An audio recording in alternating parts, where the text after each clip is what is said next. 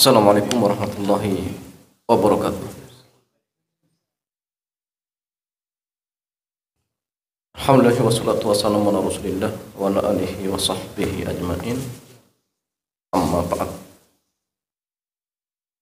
Ikhwan wa akhwati fillah, azani Allah wa iyyakum hamdulillah. Di kesempatan malam yang mulia ini Allah kembali kumpulkan kita di taman-taman surga, yaitu majlis-majlis ilmu. Majlis yang dimana orang-orang yang menghadirinya adalah orang-orang pilihan Allah, itu dipilih untuk mendapatkan kebaikan, baik kebaikan terkait dunianya, kemudian alam barzah, dan kelak di akhirat.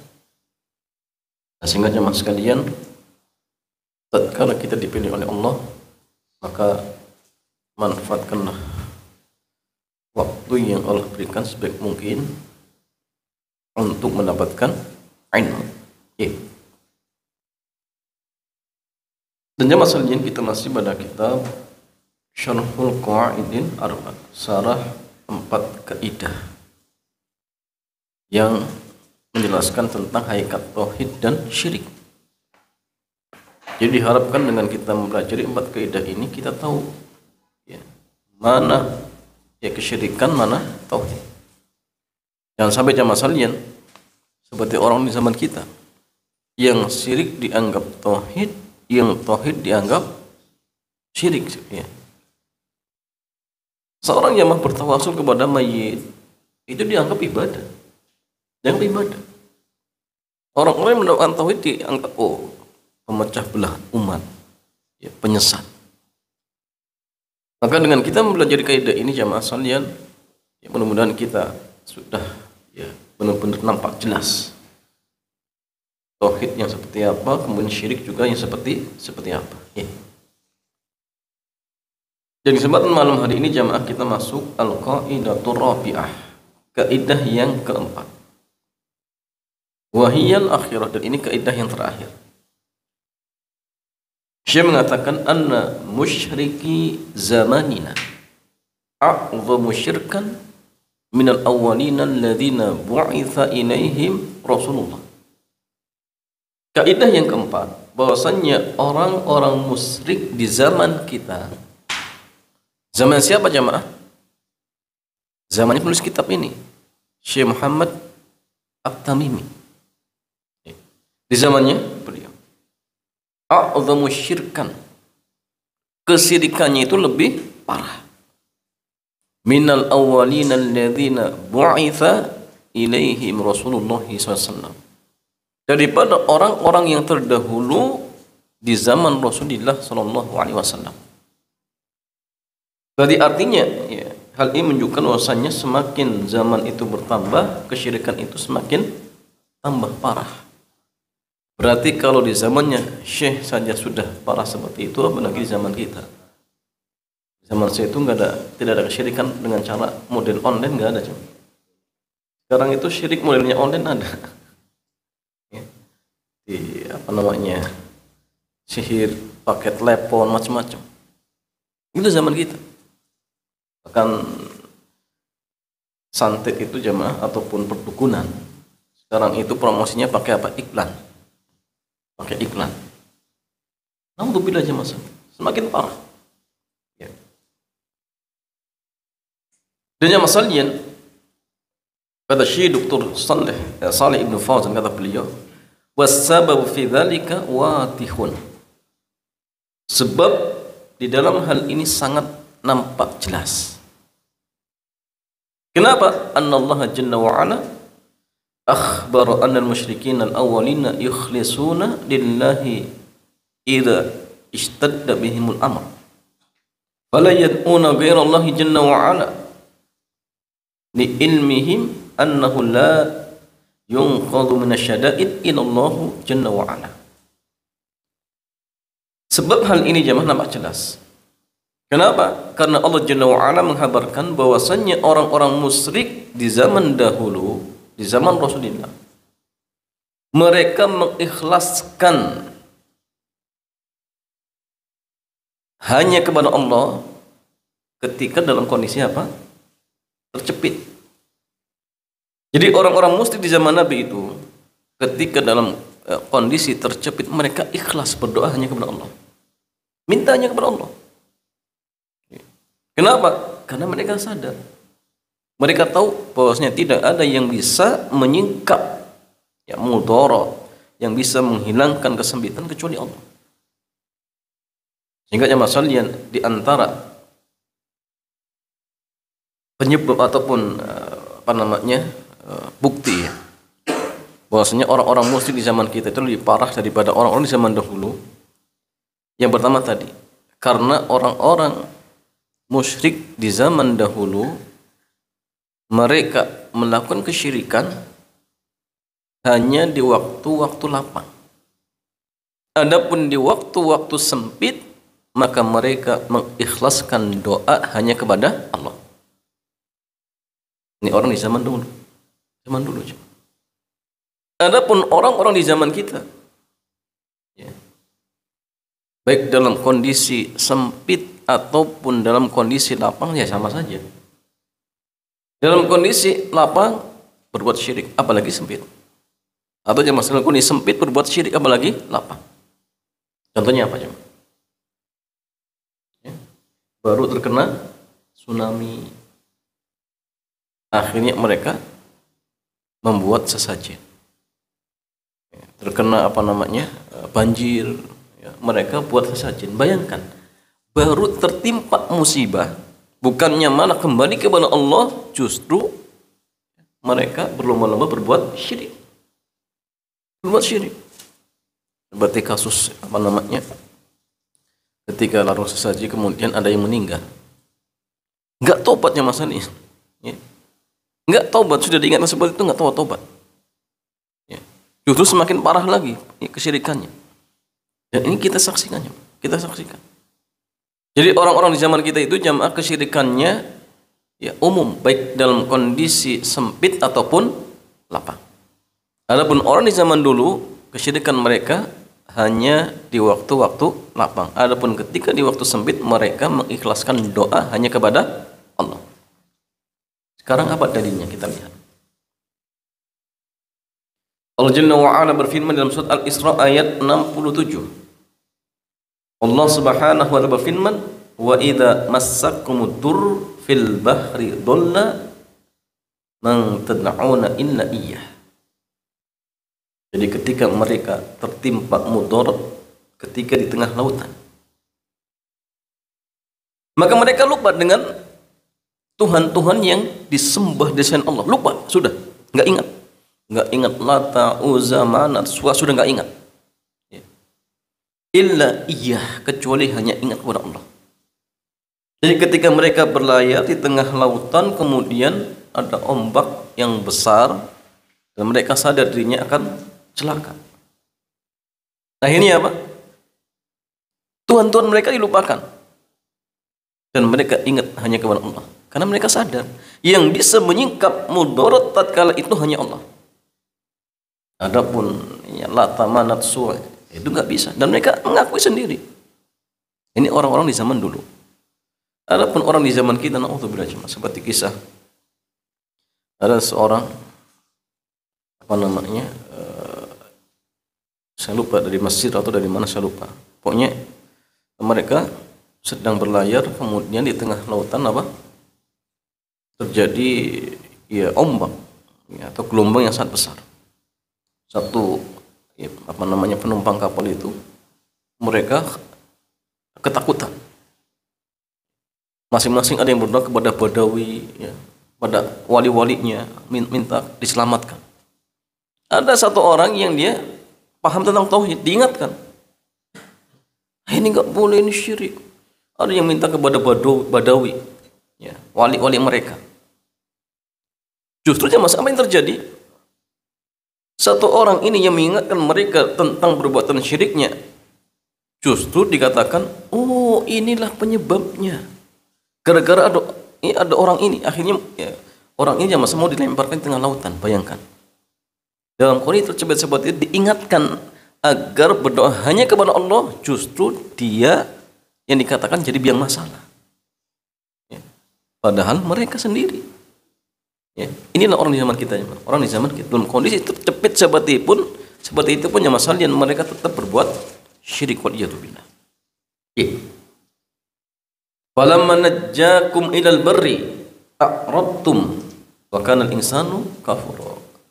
Tapi tatkala kami selamatkan mereka ke daratan, akhirnya apa? Kembali berbuat syirik. Kembali berbuat syirik. Inilah orang di zaman dulu. Adapun orang di zaman kita ya sama saja. Mau dalam kondisi tercepit, ya semakin berbuat syirik, apalagi dalam kondisi lapang. Dan kemudian masalahnya, amal musyriku hadha zaman, yakni al-mutaakhirin alladhina hadatha fihim syirk min hadhihi al-ummati al-muhammadiyah fa inna syirkahum daimun fil rakha'i wa syiddah. Adapun orang-orang musyrik di zaman kita, alladzina hadatsa fihim syirk, ketika mereka terjatuh dalam kesyirikan, maka kesyirikan mereka itu ya, terjadi dalam kondisi lapang ataupun sempit, sama saja. La yukhlisuna lillahi wala fi halati syiddah, bal kullama ishtadda bihimul amr ishtadda syirkuhum. Jadi mereka tidak mengikhlaskan doa hanya kepada Allah dalam kondisi apa? Terjepit, tidak. Bahkan yang terjadi semakin parah.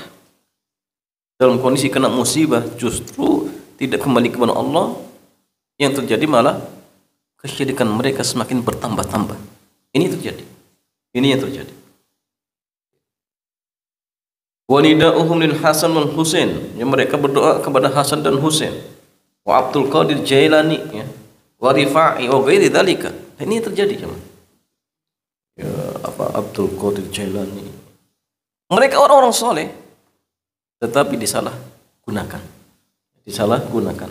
Ya. Hada syai'un ma'ruf. Inilah sesuatu yang ma'ruf. Wa yudhkaru anhumul ajaib fil bihar. Annahum idza ishtadda bihimul amr saru tifuna bi asma'il awliya'i wa salihina wa yastaghithuna bihim min dunillahi jalla wa ala. Di anna du'atal batin wad dhalal yaquluna lahum nahnu nanqudhuhum minal bihar fa idza asabakum syai' ikhtaffu bi asma'ina wa nahnu nanqudhukum. Atau kama qala. Nah, inilah kondisi orang-orang zaman kita. Jadi ketika dalam kondisi terjepit pun semakin parah syiriknya, apalagi dalam kondisi lapang. Antum saksikan ya, petani yang gagal panen, padinya gagal panen. Yang terjadi apa? Mereka semakin parah. Oh, ini kayaknya kemarin tidak ngasih sesajen. Akhirnya yang mungkin biasanya satu pojok itu dikasih sesajen, karena gagal, empat-empatnya dikasih sesajen. Nah, ini terjadi ya Mas. Waliyatubillah. Ya. Kemudian masalahnya, di antara bukti yang lain, kama qala Syekh fi Kashfi Syubhat, min wajhin akhar anna al-awwalina ya'buduna unasan salihina min al-malaikati wal anbiya'i wal awliya'i amma haula'i fayabuduna unasan min afjarin nas wa hum ya'tarifuna bidzalik falladhina yusammunahum al-aqtab wal aqwath la yusallun wa la yasumun wa la yatanazzahun 'ani zina wa liwat. Adapun orang-orang yang terdahulu, kesyirikan mereka itu kepada orang-orang yang saleh. Mereka menyembah ya para malaikat, kemudian para nabi, para wali. Ini orang di zaman dahulu. Adapun orang-orang di zaman kita jemaah, mereka beribadah kepada orang-orang yang bahkan sangat-sangat buruk.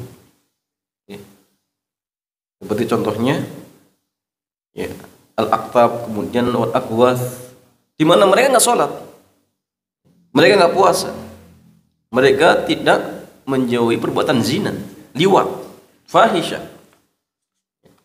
Di annahum syirkan min al-awwalina alladziina bu'itsa ilaihim Rasulullah sallallahu alaihi wasallam.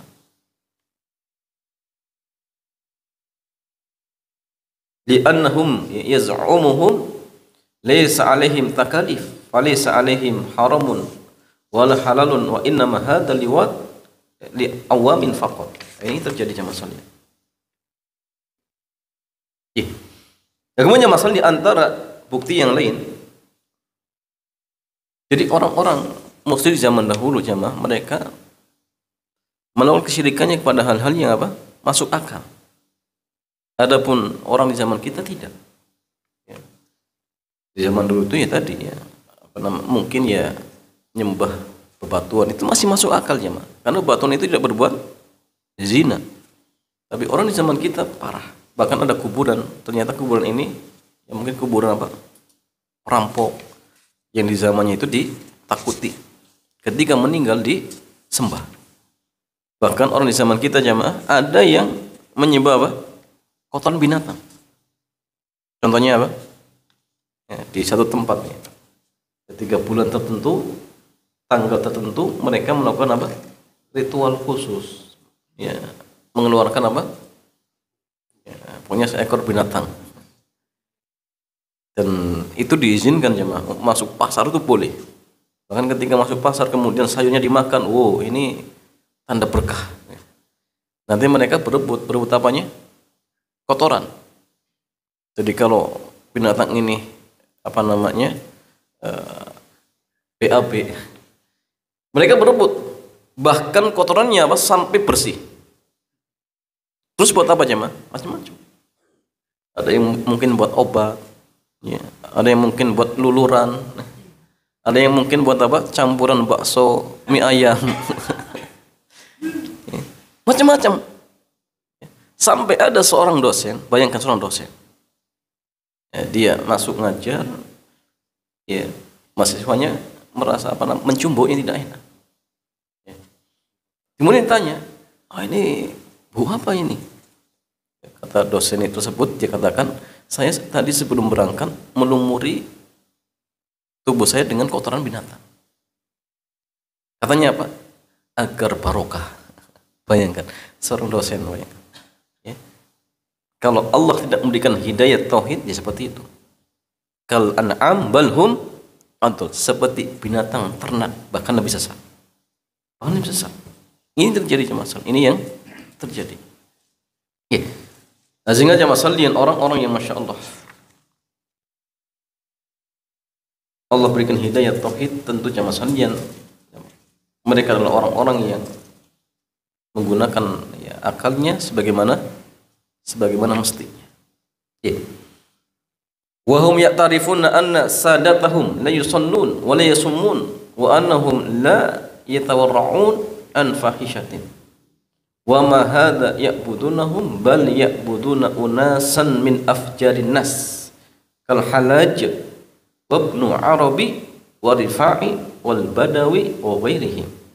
Waliyadu billah masalahnya. Ya.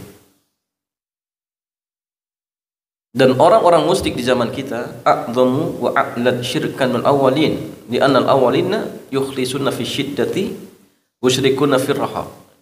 Jadi orang-orang musyrik zaman kita itu lebih parah, ya. Kenapa? Karena orang-orang yang terdahulu mereka melakukan kesyirikan dalam kondisi lapang saja. Adapun ketika dalam kondisi sempit, maka mereka ikhlas berdoa hanya kepada Allah Subhanahu wa taala. Jadi masalahnya apa? Sisi yang lain yang menunjukkan bahwasannya orang-orang musyrik di zaman dulu itu lebih ringan kesyirikannya daripada orang di zaman kita. Pertama tadi, kesyirikan mereka itu hanya dalam kondisi lapang. Kalau dalam kondisi sempit, tidak. Kemudian orang di zaman kita itu cuma salian kesyirikannya apa? Sama saja. Lapang, sempit, sama saja. Kemudian yang kedua cuma salian orang di zaman dahulu mereka melakukan kesyirikan pada orang-orang yang dianggap soleh. Contohnya apa? Malaikat, para nabi, kemudian para wali. Adapun orang di zaman kita, sampai pun manusia yang paling buruk pun dijadikan apa? Sekutu bagi Allah. Kemudian yang ketiga, ya, kesyirikan orang di zaman dahulu pada hal-hal yang masih masuk akal. Adapun orang di zaman kita, kesyirikannya apa? Pada hal-hal yang tidak masuk akal. Contohnya tadi, ya, menyembah kotoran binatang. Wal itu binatang. Nah, terus jamaah sekalian, contoh yang lain apa? yang bisa antum saksikan. Yang dimana kesyirikan di zaman kita itu lebih parah daripada orang di zaman dahulu. Ya. Di zaman sekalian mungkin kesyirikan orang di zaman dahulu tidak sebagaimana modernnya ya. Dan sebagaimana canggih di zaman kita lebih parah lagi. Zaman dulu mungkin zaman terbatas, zaman kita lebih parah lagi. Lebih parah lagi. Dan ini zaman sekali lagi beberapa hal yang menunjukkan bahwasanya orang-orang musyrik di zaman dahulu lebih parah daripada orang musyrik di zaman orang-orang musyrik zaman kita lebih parah daripada orang-orang musyrik di zaman dahulu. Dan ini pun jamaah sekalian, orang musyrik dibandingkan di zaman Nabi dengan zamannya Syekh. Dan itu pun jamaah zaman saya lebih parah. Apalagi di zaman kita tentu lebih parah lagi. Ya. Nah, sehingga masalah inilah 4 kaidah yang membahas tentang masalah tauhid dan syirik, yang dimana kaidah yang pertama menjelaskan kepada kita bahwasanya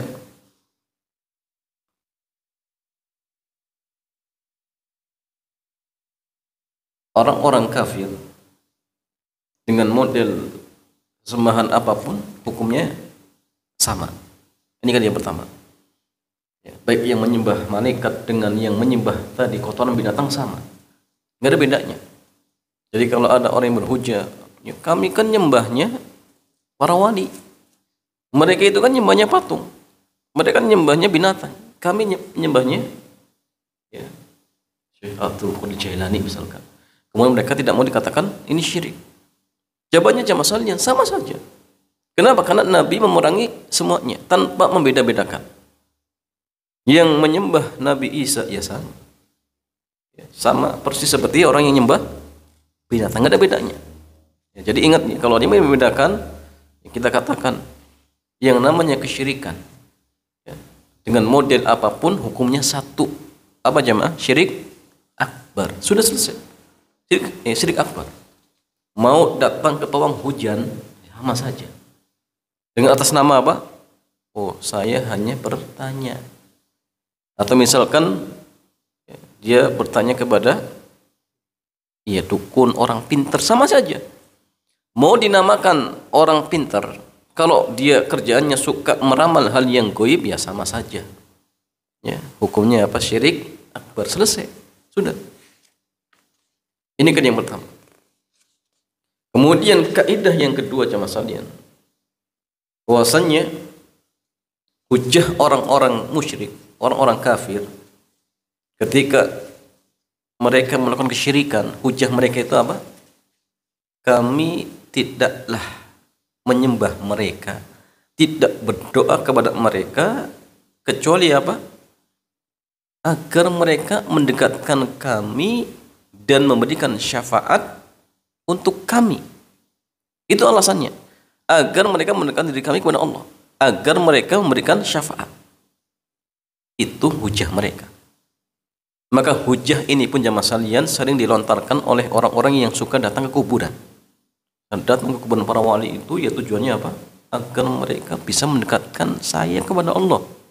Karena saya itu orang yang banyak dosanya. Mereka itu orang soleh.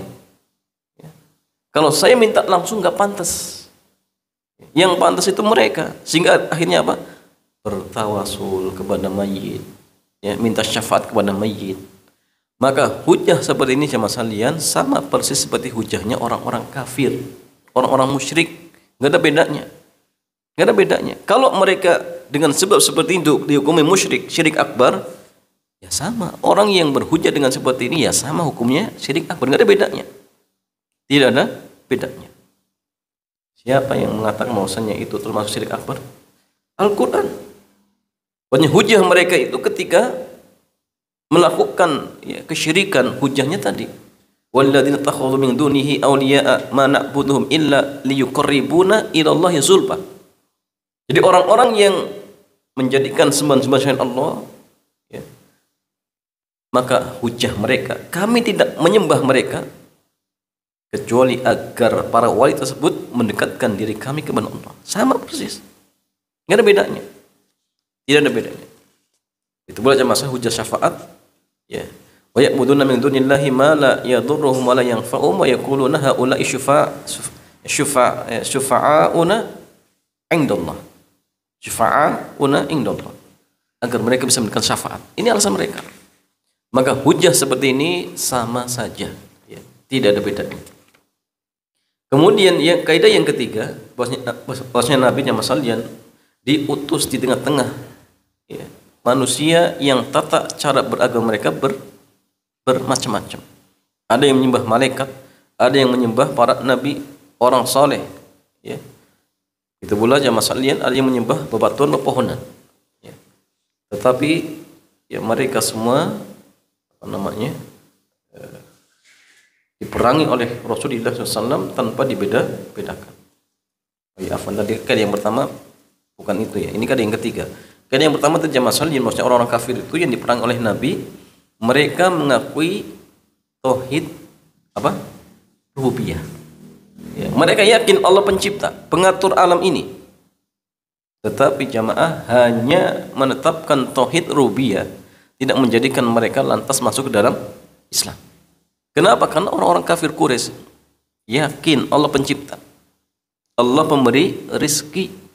Tetapi jamaah ketika mereka diajak untuk beribadah hanya kepada Allah, nggak mau, tidak mau.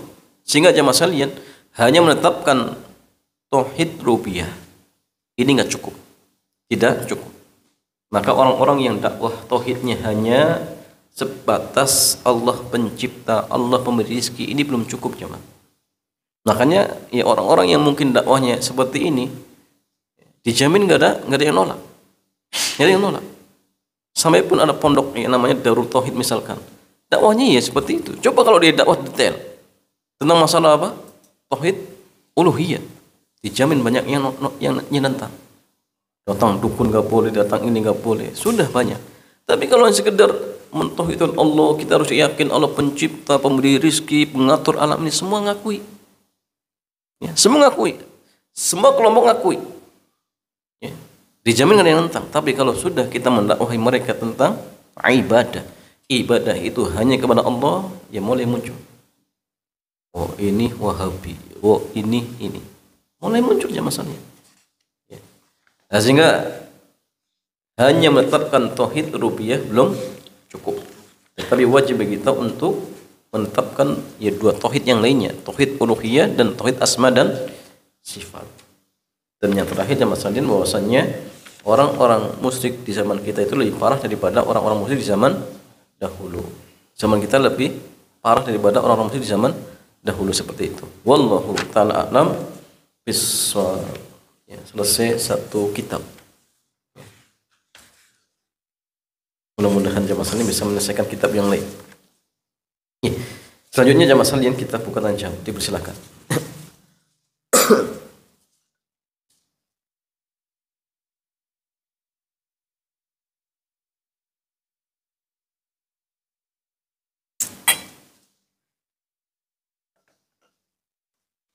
Ya, fadhol.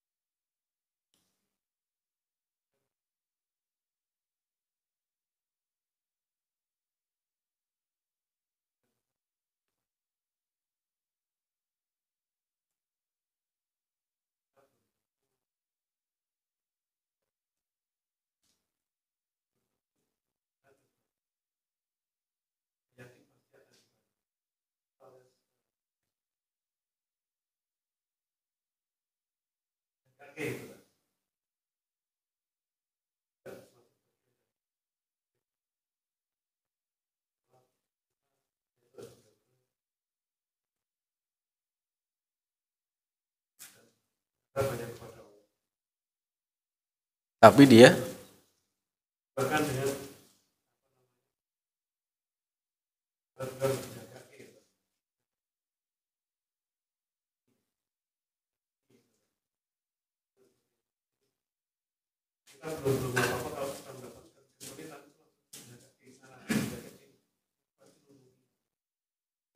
Apa itu? Itu bagian dari ketahui kita tadi. Enggak, menjaga kayak itu maksudnya gimana itu? Mengandalkan. Oh, mengandalkan. Jadi ketika ada musibah kemudian dia mengandalkan kepada temannya untuk membantu gitu ya. Gitu ya.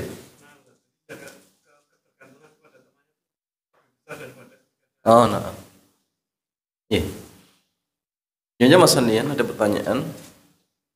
Bagaimana kalau seseorang misalkan ketika terjadi masalah justru dia menggantungkan ya, masalah ini kepada makhluk dan porsinya lebih besar daripada menggantungkan kepada Allah. Apakah ini jamaah termasuk kesyirikan? Jawabannya iya, bisa. Kenapa jamaah salin? Karena kita itu disuruh untuk bergantung hanya kepada Allah. Qul huwallahu ahad, Allahus samad. Ya, Qul huwallahu ahad. Katakanlah dia Allah yang Maha Esa.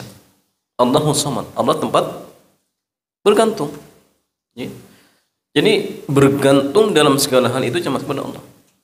Kepada Allah. Terkhusus dalam hal-hal yang tidak dimampui hanya oleh Allah. Hanya oleh Allah. Contoh dalam masalah rubiah, ya, berikan rizki, mengatur alam ini, kesehatan misalkan, ini hanya Allah. Kalau misalkan seorang hamba dalam masalah rubiah seperti ini kemudian dia bergantung kepada makhluk, ini bisa syirik ya. Bisa syirik. Tapi kalau dalam hal-hal yang dimana makhluk itu mampu jamaah, contoh misalkan memberikan bantuan, ya, mungkin diambilkan barangnya atau misalkan diberikan pinjaman uangnya misalkan. Kalau dia kebergantungannya kepada makhluk lebih besar daripada kepada Allah, ini enggak boleh. Tidak dibolehkan. Ya. Walaupun ya masalahnya iya ujung-ujungnya yang bantu juga temannya, tapi tetap kita harus apa? Pertama kali bergantung kepada Allah. Nah, teman itu hanya sebagai perantara saja. Perantara. Hakikatnya yang memberikan bantuan siapa? Allah. Dan itu penting untuk kita tanamkan. Makanya Mas Han, kalau misalkan kita punya hajat, minta dulu kepada Allah. Ya Allah, saya punya hajat ini belum dalam artian lolos tendernya. Minta kepada Allah. Dengan kita minta kepada Allah, maka Allah akan memberikan jalan. Ya, mungkin hati rekan bisnis kita yang tadinya tidak terbuka, akhirnya Allah memberikan membuka hatinya. Karena kita mengetuk Allah dulu. Tapi kalau kita misalkan mengetuknya langsung ke makhluk, ya, mungkin saja terkali itu Allah akan lepas diri. Kalaupun misalkan tendernya lolos misal, ya mungkin di situ jamaah Allah tidak memberikan keberkahan. Kalaupun dapat hasil yang banyak, mungkin nggak barokah. Dan mungkin itu tujuannya Allah akan memberikan adab lewat hartanya, istidraj. Nah, sehingga tidak boleh kita bergantung kepada makhluk, porsinya lebih besar daripada kepada Allah. Itu nggak boleh. Ketika kita sakit misalkan, kita berobat, dan kita lebih besar bergantung kepada obat, nggak boleh. Nggak boleh. Soalnya masalah yang kita disuruh untuk bertawakal. Tawakal itu dengan mewujudkan 3 hal. Pertama, kita mencari sebab. Kemudian menyerahkan urusannya hanya kepada Allah. Dan yang ketiga, ketika sesuatu yang kita cari kemudian kita dapatkan, maka tidak boleh kita melihat kepada sebab. Tetapi kita mengatakan bahwa hal ini merupakan karunia dari Allah. Tapi kalau dia melihat pada sebabnya, oh gara-gara saya minum obat ini, akhirnya sembuh. Ini nggak boleh. Dan ini ya hampir mirip ya seperti lafaz-lafaz kesyirikan, nggak boleh. Gara-gara saya datang ke dokter ini saya sembuh, tanpa dia mengucapkan alhamdulillah, ya karena kehendak Allah, karena izin Allah. Dan ini nggak diucapkan, hanya mengucapkan gara-gara saya datang ke dokter ini saya sembuh. Ini jemaah ada unsur kesyirikan, nggak boleh. Makanya ahlu tauhid itu jemaah lisannya dijaga. Lisannya dijaga. Boleh kita minta bantuan, tapi ingat itu hanya sekedar perantara. Yang menjadikan kita berhasil, menjadikan kita sembuh, hakikatnya Allah Subhanahu wa ta'ala, bukan makhluknya, bukan makhluknya. Makhluk hanya perantara. Maka minta kepada Allah, Allah akan bukakan pintu-pintu dari berbagai macam jalan. Bukan hanya orang itu. Kita butuh bantuan, ya. Kemudian kita minta kepada Allah. Yang mungkin pandangan kita yang bisa bantu dia. Tapi ketika kita minta kepada Allah, mungkin banyak orang yang akan dibuka pintunya. Hatinya akan dibuka. Maka jangan berpatokan hanya kepada makhluk seperti itu. Wallahu ta'ala a'lam bishawab. Ya, jadi nggak boleh ya seperti itu. Ya. Fadl jamaah sekalian.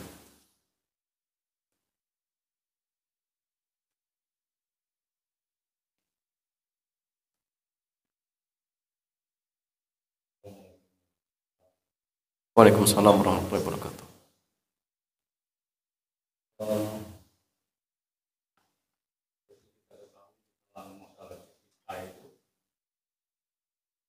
Keyakinan orang-orang yang paham tentang orang-orang yang dekat kita minta pertolongan,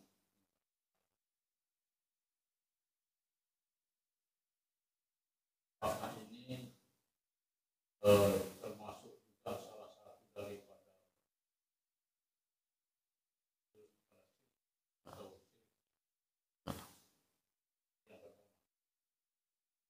kedua, dengan seringnya terjadi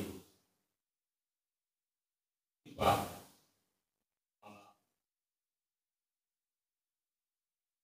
terduga, apakah ini juga merupakan satu tanda bahwa Allah murka terhadap perbuatan kesyirikan yang dilakukan oleh manusia? Nah, Terima kasih. Waalaikumsalam warahmatullahi wabarakatuh. Ya, jamaah sekalian, ada dua pertanyaan. Pertama terkait tentang fenomena yang kita saksikan. Ada orang-orang yang dianggap tokoh agama, tokoh masyarakat yang sering kita sebut dengan orang pinter, yang kadang didatangi orang untuk dimintai apa? Doa, dimintai hajat misalkan. Apakah jamaah praktek seperti ini dibolehkan atau tidak? Ya. Jawabannya, keadaan seperti ini jamaah ini perlu untuk didudukan perkaranya. Ya. Apakah dia benar orang soleh atau orang yang dianggap soleh? Ini penting. Karena kalau dia orang soleh, ya, kita boleh mendatanginya minta doa, nama sana. Ini disebut dengan tawasul. Karena tawasul dibolehkan dengan apa? 3 hal. Bertawasul dengan nama-nama Allah, kemudian dengan orang soleh yang masih hidup, dengan amal soleh yang pernah kita kerjakan. Ya, atau kalau kita perinci lagi, bertawasul dengan ketaatan kepada Allah, bertawasul dengan ya amal soleh yang pernah kita kerjakan, atau dengan nama-nama Allah, kemudian bertawasul dengan orang soleh yang masih hidup. Ini pun juga bisa. Ya, ini tidak masalah. Tapi kalau orang yang aslinya tidak saleh kemudian dianggap soleh, ini jadi masalah. Ya.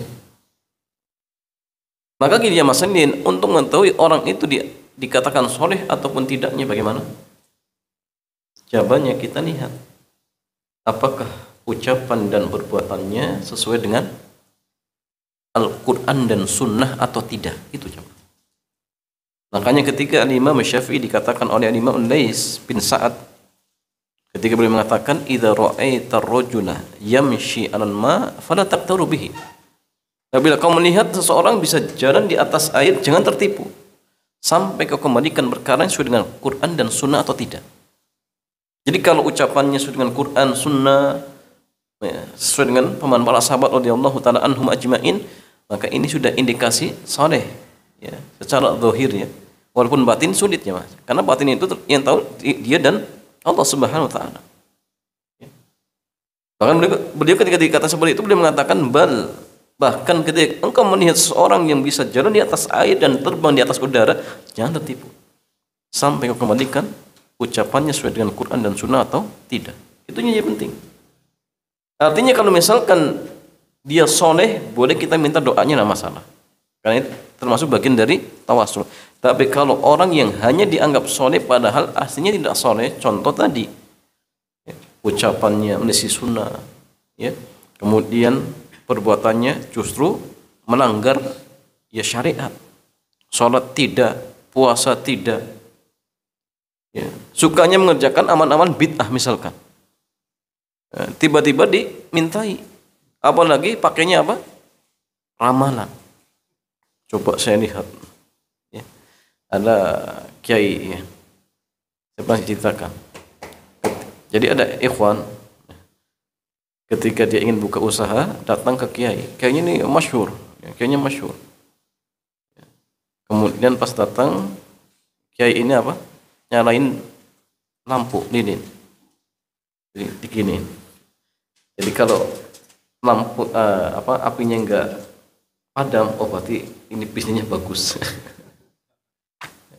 Ini sama jamaah yang dia kiai. Hakikatnya apa ya? Dukun, sama dukun. Nggak ada kaitannya apa ya, antara apa namanya api nggak padam dengan bisnis yang dia jalankan, nggak ada kaitannya. Ini hanya ramalan. Dan banyak orang tertipu atas nama orang pintar, atas nama kiai, padahal mereka hakikatnya dukun. Ini hati-hati. Kalau kita datang dengan orang seperti ini, hukum kita bisa apa jemaah? Kalau percaya, bisa kufur. Kalau hanya iseng, salat kita selama 40 hari 40 malam tidak diterima. Man ata'arrafan aw kahinan fasa'alhu an syai'in lam tuqbal lahu salatun arba'ina yawman. Barang siapa yang datang kepada dukun, dia bertanya tentang hal yang gaib tapi iseng-iseng, salatnya tidak diterima selama 40 hari 40 malam. Tapi kalau dia membenarkan, faqad kafara bima unzila ala Muhammadin. Sungguh dia telah kufur dengan apa yang diturunkan kepada Nabi Muhammad. Kufur dengan Quran. Nah, sehingga hati-hati ya, hati-hati jangan ya, mudah-mudahan mendatangi orang yang dikatakan orang pintar padahal hakikatnya mereka dukun seperti itu. Oh, jadi tadi ya, artinya kalau misalkan hakikatnya mereka hanya orang yang suka ngeramal, itu hakikatnya dukun. Dan dukun sudah jelas hukumnya ya. Tukang sihir, hukumnya sudah jelas. Dan kita tidak boleh mendatangi mereka. Iya. Kemudian yang masalah yang kedua, apakah dengan sering terjadinya musibah, ya, bahkan yang terjadi kebanyakan di negara-negara Muslim misalkan, apakah ini pertanda bahwasannya ya, sebab semua ini adalah karena maraknya praktek-praktek kesyirikan? Jawabannya masalahnya mungkin iya. Kenapa? Karena sebab terbesar terjadinya musibah itu adalah kemaksiatan dari seorang hamba. Allah berfirman, "Dzahara fasadu fil barri wal bahri bima kasabat aydin nas." Telah nampak kerusakan di daratan dan di lautan, semua itu diakibatkan ulah-ulah tangan manusia. Dalam ayat yang lain Allah memberikan perumpamaan. Wa daraballahu mathalan qaryatan kanat aminatan mutmainnah ya'tiha rizquha raqatan min kulli makan fakafar bi an'amillah fa'adzaqaha Allahu libasal ju'i wal khaufi bima kanu yasnaun. Jadi Allah membuat sebuah perumpamaan, sebuah negeri yang dahulunya aman dan tentram, rizkinya datang limpah ruah dari berbagai macam tempat. Tetapi karena penduduk negeri tersebut mengkufri nikmat-nikmat Allah, akhirnya Allah timpakan adab kepada mereka berupa ketakutan dan kelaparan. Dalam sebuah hadis dari Ibnu Umar yang diriwayatkan oleh Imam Ibnu Majah, Nabi menceritakan tentang beberapa sebab terjadinya musibah. Di antaranya apa? Jamaah sanjan, lam tadhal fahishatu fi qaumin qad hatta yu'linu biha illa fasha fihim at-ta'un wal auja. Apabila nampak perbuatan fahisah itu jamaah seperti perzinahan macam-macam, sudah dilakukan oleh suatu kaum dan mereka melakukan secara terang-terangan, kecuali tatkala itu Allah akan timpakan penyakit wajah dan ta'un. Ya. Berarti artinya masalah yang memang terjadinya musibah itu pemicu utamanya adalah maksiat. Dan maksiat yang terbesar apa jemaah? Syirik. Kemudian Nabi tanya, ya Rasulullah, ayu apa?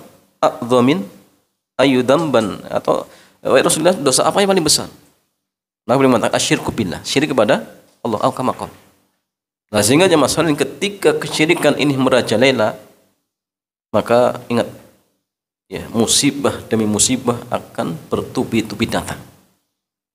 Dan musibah ini tidaklah akan diangkat oleh Allah kecuali ketika kita mau kembali kepada Allah, mau bertobat. Itu saja. Bahkan di antara sebab umat-umat terdahulu dihancurkan oleh Allah, pemicu utamanya kesyirikan. Pemicu utamanya adalah kesyirikan kepada Allah Subhanahu wa taala. Waliyadu billah. Ya. Jadi ya mungkin ya sebab terbesar adalah karena banyak kesyirikan ya, merajalela seperti itu. Maka kalau ya, negara kita ingin aman, ya hendaknya apa? Dakwah tauhid apa? Digencarkan. Kirim dai-dai untuk mendakwakan tauhid di pelosok-pelosok. Itu solusinya jamaah sekalian. Solusinya. Karena dengan tauhid inilah jamaah keberkahan itu akan muncul. Lau annakum afan seandainya penduduk negeri tersebut ya beriman dan bertakwa kepada Allah, apa yang terjadi? La fatahna alaihim barakatim minas samai wal ard. Seandainya penduduk negeri tersebut mereka beriman dan bertakwa kepada Allah, maka Allah akan membukakan pintu keberkahan dari langit dan bumi. Itu kuncinya. Bahkan keamanan itu dengan apa? Tauhid jamaah. Ya, alladzina amanu wa lam yalbisu imanahum bidzulmin ulaika lahumul amnu wa hum muhtadun. Jadi orang yang tidak mencampur adukan keimanan mereka dengan kesyirikan, maka mereka adalah orang-orang yang akan mendapatkan jaminan keamanan dan petunjuk dari Allah. Syaratnya apa? Tauhid. Dan ini jamaah bisa dimulai dari apa? Keluarga antum. Tanamkan tauhid pada keluarga kita, dijamin. Ya. Dari mulai keluarga kita, masya Allah, Allah akan apa? Akan berikan keberkahan. Coba saja. Jadi kalau suaminya bertauhid, istrinya ahli syirik, ini masalah jemaah. Antum dakwah. Coba di rumah tangga antum jemaah penuh berkah. Tanamkan kepada anak-anak, istri-istri, orang tua, ya, agar mereka sadar tentang bahayanya syirik dan pentingnya tauhid itu penting. Wallahu ta'ala a'lam bishawab.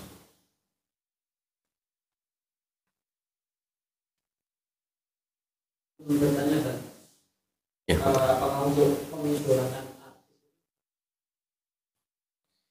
Apakah mengidolakan artis termasuk kesyirikan?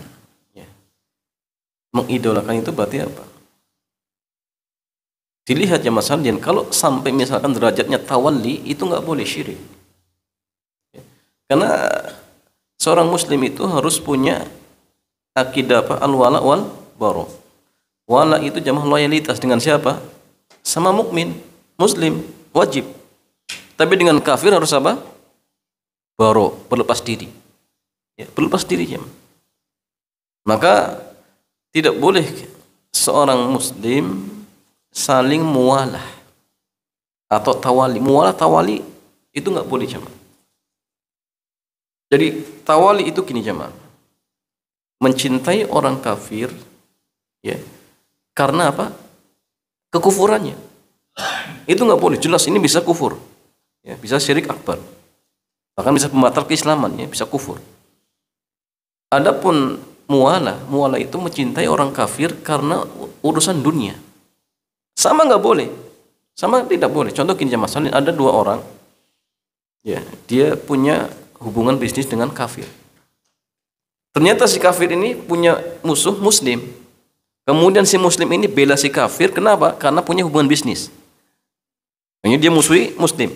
Ini nggak boleh, haram. Ya, tidak diperbolehkan. Ya. Tapi kalau tingkatannya hanya cinta, mahabbah biasa saja, misalkan jamaah, boleh. Tapi ingat hanya sekedar apa? Mungkin naluri, seperti contoh misalkan ada seorang muslim, istrinya ahlul kitab. Bolehkah dia cinta? Boleh. Tapi sebatas apa? Tabiat, naluri saja. Dan ini harus diletakkan di bawah, ya, dari kecintaan kita kepada Allah dan Rasulnya. Artinya jamaah, boleh kita cinta dengan istri, ya misalkan yang Yahudi dan Nasrani tersebut boleh. Tapi kecintaan ini jangan sampai menjadikan kita berani melanggar syariat Allah, nggak boleh, nggak boleh. Makanya tadi dia cinta suka dengan orang kafir, dasarnya apa ini? Kalau cintanya karena agamanya, kufur. Cintanya gara-gara ya mungkin ada hubungan bisnis terkait tentang dunia misalkan, ini nggak boleh. Tetapi sebagian mengatakan tidak sampai kafir. Tapi bisa apa? Dosa besar, nggak boleh. Tapi kalau misalkan cintanya hanya naluri saja, ya, karena mungkin dia apa namanya, dalam artian akhlaknya baik misalkan, dia cinta begitu saja, ya. Dan tidak sampai menjadikan hatinya apa? Cinta misalkan. Maka hal seperti ini jamaah sekalian, para ulama kita mengatakan tidak masalah. Tapi ingat ya, batin tetap harus benci. Batin tetap harus benci, nggak boleh nggak benci. Karena ingat jamaah sekalian, terkait orang-orang kafir itu punya hak. Di antara haknya apa? Dibenci. Itu wajib. Jadi hati antum harus benci. Kemudian didakwahi. Itu hak mereka. Kemudian apa lagi jamaah sekalian? Ya. Diperangi kalau tidak mau masuk Islam. Tapi ini setelah ada tahap-tahapan. Diajak, kalau nggak mau ya sudah bayar jizyah. Tentu kalau ini negara Islam ya. Kalau misalkan tidak mau ya sudah terpaksa diperangi. Makin jamaah sekalian, siapa saja yang mengatakan saya berlepas diri dari sembahan selain Allah, maka ucapan ini akan terwujud dengan melakukan 4 hal. Tidak hanya sekedar ucapan, oh saya berlepas diri dari sembahan selain Allah. Kalau hanya lisan, orang semuanya bisa. Tapi ya, ucapan ini jamaah benar-benar terwujud, benar-benar dia ya, mengatakan seperti itu kalau terpenuhi 4 hal. Yang pertama jamaah sekalian, harus membenci dalam hati. Itu harus. Antum harus membenci sembahan Allah. Baik patung-patung atau yang harus dibenci dalam hati. Kemudian jamaah sekalian, wajib kita ya apa namanya meninggalkan praktek sembahan mereka. Apa namanya, kesyirikan mereka wajib. Kemudian wajib menjauhi pelaku-pelaku kesyirikan. Dalam artinya apa? Yang menyembahnya kita harus berlepas diri. Jadi jangan sampai kita benci perbuatannya tapi orangnya tidak. Ini masalah. Kemudian yang ketiga itu ya, tentu tadi ya setelah tahapan-tahapan kita kemudian sudah tidak ada jalan, maka yang terakhir apa? Diperangi. Ya. Tapi ini sekali lagi tidak sembarangan ya, tidak sembarangan. Ya tentu kalau misalkan berdiri apa namanya negara Islam, kemudian di situ ada perintah dari pemimpin. Nah, tentu boleh jamaah, dan ini pun kalau sekali lagi mereka menentang. Tapi kalau mereka tetap mau bayar jizyah, bayar misalkan pajak misalkan, maka mereka juga dijamin keamanannya seperti itu. Ya. Wallahu ta'ala a'lam bissawab.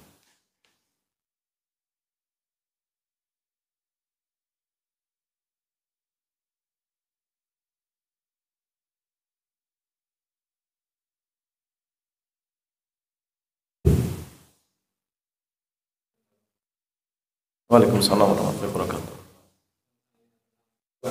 Nah, foto.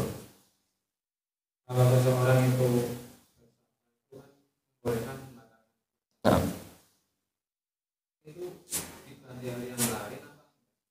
iya.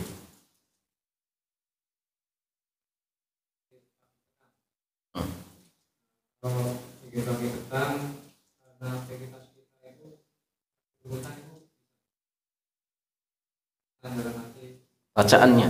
Nah, terus kalau misalkan bahasa yang satu sekali itu karena saya baca lebih dari satu kali karena nah, gimana ya? nah, iya. Jamaah sekalian, ada 3 pertanyaan ya. Ya,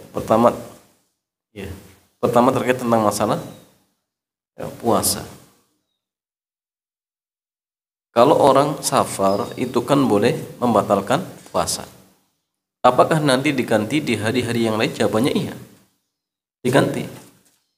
Wa man kana maridun aw safarin aw ala safarin fa iddatun min ayyamin ukhra. Wa man kana maridun, barang siapa yang sakit, aw ala safarin, atau dia dalam kondisi safar, kemudian milih enggak puasa, apa kata Allah? Fa iddatun min ayyamin ukhra, ganti di hari yang lain. Apa? Ya qada. Gantinya qada kapan? Ketika mampu. Ya.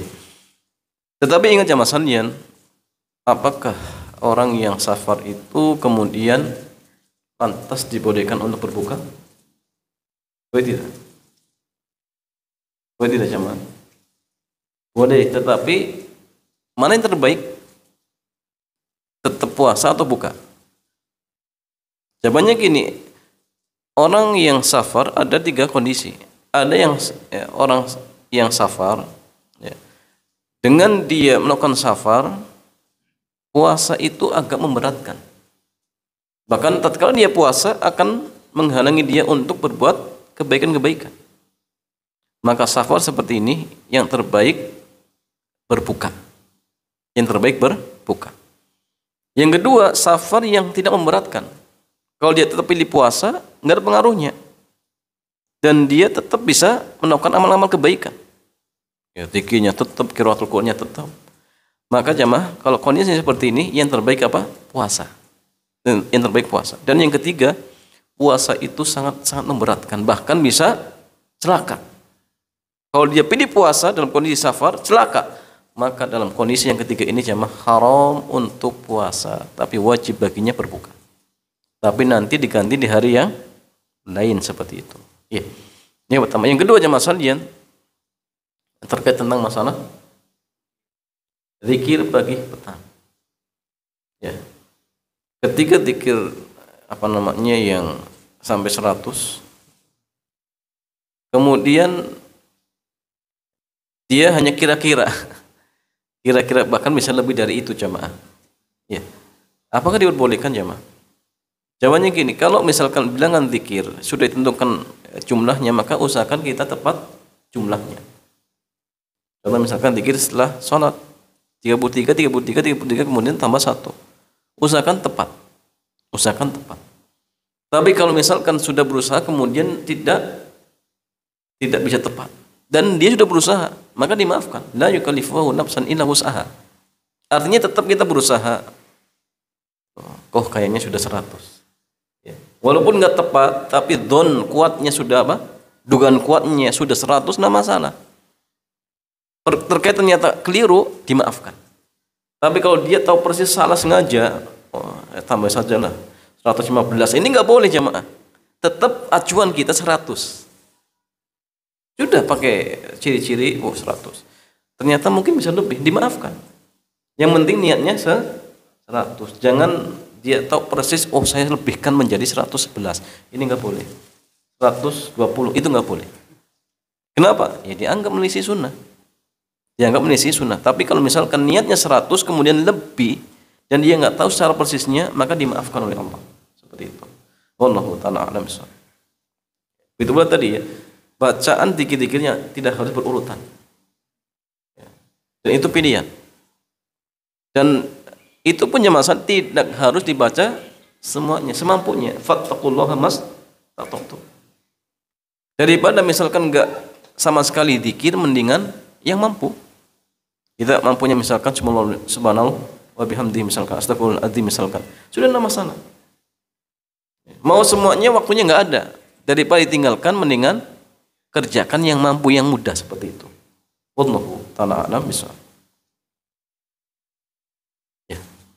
Saya lagi jemaah. Fadhol.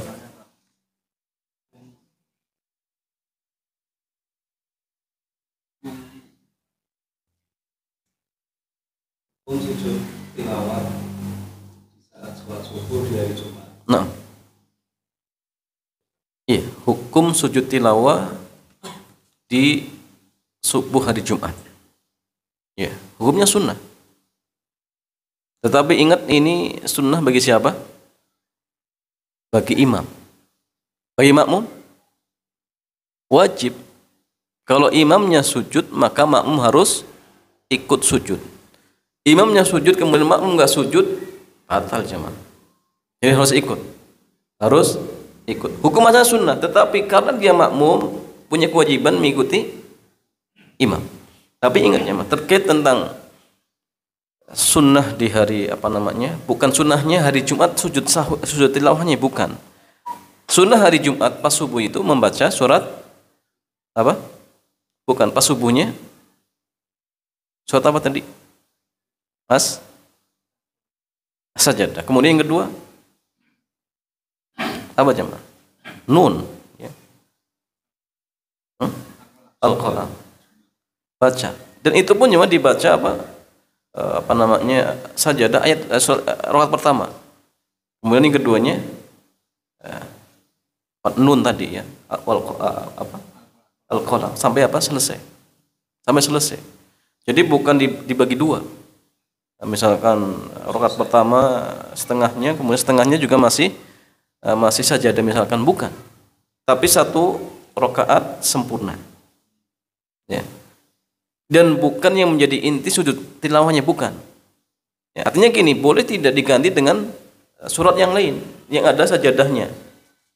Ya, contoh surat apa? Al-Alaq misalkan. Boleh tidak diganti? Enggak boleh. Kalau kita ingin ambil sunnahnya, ya sunnahnya baca as-sajadah. Ya, jadi sajadah itu sunnahnya. Nah, adapun sujud tilawahnya itu embel-embelnya. Jadi afwan ya, bukan dalam artian sujud tilawahnya disunahkan di subuhnya, bukan. Yang sunnahnya membaca suratnya. Adapun terkait sujudnya itu karena ngikut saja. Kan ngikut saja. Jadi nggak boleh dalam artian kan sunnahnya sujudnya kemudian dia ganti dengan surat yang lain, nggak bisa. Tetap baca surat itu, dan itu pun tidak wajib. Bagi imam nggak wajib, cuma sunnah. Sunnah. Kenapa? Karena kebetulan membaca ayat sajadah seperti itu. Karena sebagian mungkin keliru ya. Dianggap yang sunnahnya sujudnya.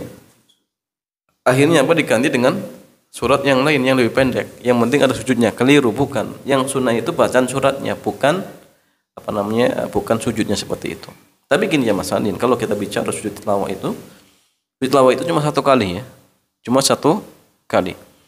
Ya. Kalau misalkan jadi imam, berarti ketika turun takbir, ketika ngangkat takbir. Ya. Kalau pas dalam sholat. Tapi kalau di luar sholat, ya, maka turunnya takbir, bangkitnya nggak takbir. Turunnya takbir, bangkitnya tidak takbir. Dan itu pun tidak harus berwudu. Kenapa? Karena bukan termasuk sholat. Dan itu punya masalah yang disunahkan bagi satu pembaca dan yang kedua mustami, bukan sami. Bedakan antara mustami dan sami. Mustami itu sengaja dia mendengarkan. Adapun sami, orang yang kebetulan mendengar, lagi jalan kemudian mendengar. Ini nggak disyariatkan. Tapi kalau yang dia baca kemudian yang mustami, maka disyariatkan. Tetapi gini jamaah, bagi mustami, ya, disyariatkan yang sujud tilawah kalau yang baca sujud. Terus ada orang baca ayat sajadah. Kemudian yang baca sujud, maka yang dengar, yang sengaja mendengarkan silakan sujud. Tapi kalau yang baca enggak sujud, maka tidak perlu seperti itu. Dan itu pun jemaah kalau live. Kalau misalkan cuma rekaman, ya enggak. Antum dengar rekaman surat sajadah, maka enggak ada syariat apa sujud tilawah. Itu secara langsung, secara langsung seperti itu. Sebagaimana adzan. Adzan itu kalau misalkan rekaman enggak perlu jawab jemaah. Nggak perlu jawab. Yang jawab itu kalau secara langsung. Atau gini, kajian yang rekaman, ustadznya di awal kajian dia mengucapkan salam, assalamualaikum warahmatullahi wabarakatuh. Antum yang dengerin nggak perlu jawab. Kenapa? Jawaban itu kalau live secara langsung seperti itu. Wallahu ta'ala a'lam bishawab. Ya, betul. Kembali saya itu di kampung sholat subuh. Nah, Masa imam. berempat sama imam. Berarti makmumnya 3. Nah, satunya muadzin. Pada dulu rakaat kedua itu imamnya untuk benar-benar kan tuh dengar itu dari Yang belakang dengar. Dengar. dan itu kata harus pergi. Terus imam itu nggak maju. Yang lurus imam nggak maju terus. Saya kan tinggi, pada dulu tinggi, jadi nggak maju. Itu Terus semua sholat menyelesaikan sendiri-sendiri. iya. Itu punya bagaimana saya? Ya, jawabannya sah. Sah. Jadi gini jamaah sekalian, kalau misalkan imam batal, ada 2 cara. Yang pertama al-istihlaf. Istihlaf itu jamaah dengan cara apa? Imam nunjuk. Kamu jadi imam. Ditarik. Maka dia jadi imam. Ya. Tapi kalau ditunjuk jangan ngomong ya. Kamu jadi imam. Siap. Kalau dia jawab siap, batal jamaah sekalian. Jadi dia maju aja. Ya. Atau dia ngomong, Ahmad, antum jadi imam ya. Kayaknya dia pergi, boleh. Ini istikhlaf. Atau dengan cara inisiatif sendiri, dia maju ke depan, boleh, nggak masalah. Jadi dua ini dianggap istikhlaf, ada penggantinya. Bisa ditunjuk langsung imam atau inisiatif sendiri maju, boleh. Atau yang kedua, dia sempurnakan, semua menyempurnakan sendiri-sendiri. Ya, boleh. Dan ini jamaah istikhlaf itu di zamannya Umar bin Khattab. Ketika Umar bin Khattab ditusuk, kemudian beliau nunjuk siapa? Abdurrahman bin Auf. Contoh yang kedua, di mana mereka menyelesaikan sendiri. Ini ketika kisahnya Muawiyah ditusuk. Maka Muawiyah tidak nunjuk, kemudian jamaah menyempurnakan sendiri. Jadi dua hal ini dibolehkan, tidak masalah. Seperti itu. Jadi yang sudah lewat, insyaallah sah. Ya, sudah sah insyaallah. Ya, wallahu taala alam bissawab. Cara nunjuknya bagaimana itu? Dan nunjuknya langsung dipegang saja, kamu jadi imam.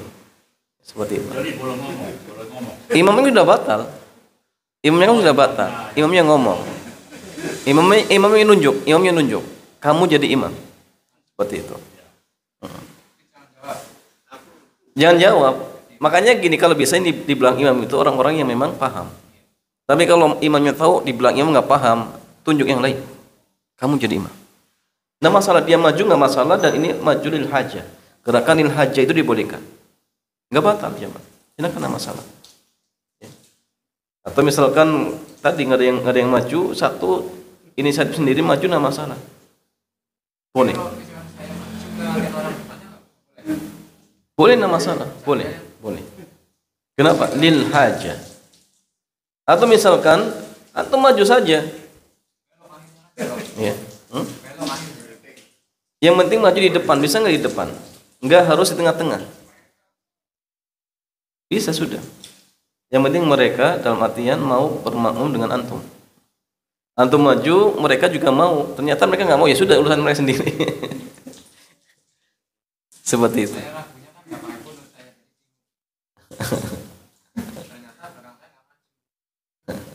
Ya sudah, kalau seperti itu ya mungkin lebih amannya sendiri-sendiri. Seperti itu. Ya. Wallahu ta'ala a'lam bishawab. Nah. Ya, demikiannya masalahnya, mudah-mudahan bermanfaat.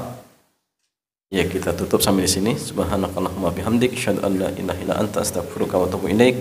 Assalamualaikum warahmatullahi wabarakatuh.